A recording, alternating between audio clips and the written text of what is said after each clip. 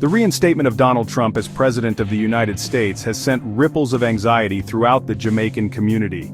His hardline stance on immigration, a hallmark of his previous administration, has raised concerns about the fate of undocumented Jamaicans living in the U.S.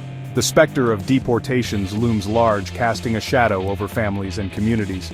The situation is further complicated by the rapid spread of misinformation on social media, fueling fear and uncertainty among Jamaicans both in the U.S. and back home.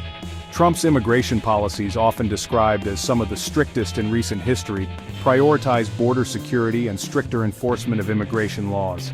These policies include increased funding for Border Patrol, a crackdown on sanctuary cities, and expedited deportation procedures. While these policies are not specifically targeted at Jamaicans, their broad reach has left many feeling vulnerable and uncertain about their future.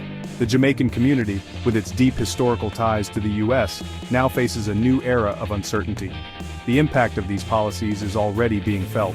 Reports of increased ICE raids and detentions have surfaced, amplifying fears of mass deportations. While the Jamaican government has been quick to dismiss claims of mass deportations as misinformation, the anxiety remains palpable. The situation is fluid, and the long-term consequences of Trump's immigration policies on the Jamaican community are yet to be fully understood. The flow of Jamaicans returning from the United States, both through deportation and voluntary return, has become a growing concern. While the Jamaican government maintains that deportation numbers have not surged due to Trump's policies, the reality on the ground tells a different story. The first deportation flight of 2025, arriving on January 30th with 56 individuals, served as a stark reminder of the potential human cost of these policies. Among the deportees were individuals with criminal records, including a 70-year-old former church deacon convicted of sexual offenses against minors.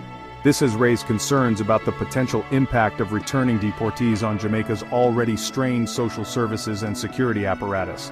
Adding to the complexity of the situation is the increasing number of undocumented Jamaicans choosing to return home voluntarily. Driven by fear and uncertainty, many see voluntary return as a way to preempt the possibility of detention and deportation. They seek assistance from the Jamaican embassy, hoping for a smoother transition back to a homeland they left years, sometimes decades ago.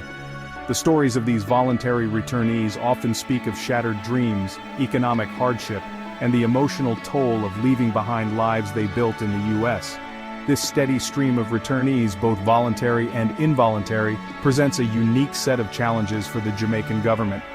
While the government has publicly expressed its commitment to reintegrating its returning citizens, the practicalities of absorbing them into the social and economic fabric of the country are daunting.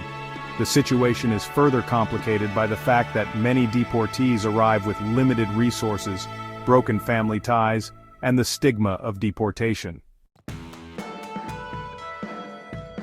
The Jamaican government, led by Prime Minister Andrew Holness, is walking a tightrope, attempting to balance its diplomatic relationship with the United States with the needs of its citizens, both at home and abroad. While acknowledging the potential impact of Trump's immigration policies, the government has maintained that the situation is under control. They point to existing mechanisms for managing deportees and emphasize their commitment to ensuring a smooth transition for those returning. The government has also sought to reassure the public, emphasizing that recent deportations are part of regular monthly arrangements and not a direct result of Trump's policies.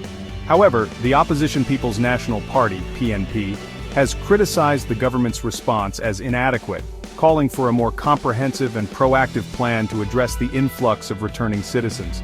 They argue that a multi-ministry approach is needed, one that goes beyond simply processing deportees at the airport. The PNP emphasizes the need for reintegration programs that address the social, economic, and psychological needs of returnees, as well as enhanced security measures to monitor those with criminal backgrounds. The government's efforts to manage the situation are further complicated by the potential strain on Jamaica's resources.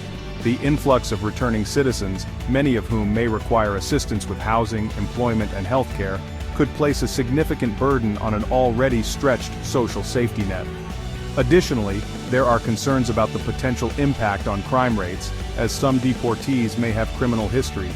The government faces the complex task of balancing its commitment to reintegration with the need to ensure public safety and maintain social order.